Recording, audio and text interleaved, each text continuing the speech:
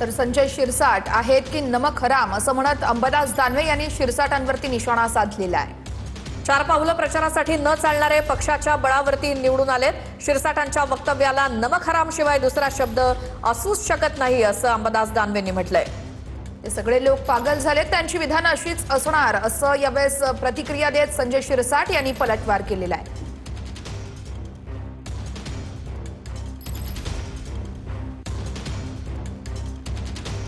संजय शिरसाट इतकं नमक हरामी तर कोणी केलेलं नाही आहे।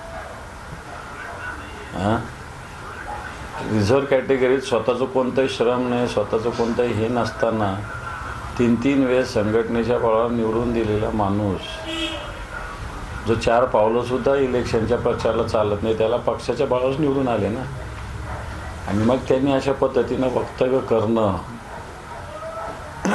याला मला असं वाटतं नमक हरामीशिवाय दुसरा कोणताही शब्द असू शकत। संजय शिरसाट सारखे नमक हराम कोणी नाही असं दानवे म्हणतात। आताच नुकतं त्यांनी अंबादास दानवेंनी असं म्हटलं की एवढी नमक हरामी कोणी केली। आता ते काय झाले ना, ते आता हे सगळे तसे सगळे पागल झालेले लोक आहेत, याचे स्टेटमेंट असेच असणार आहेत।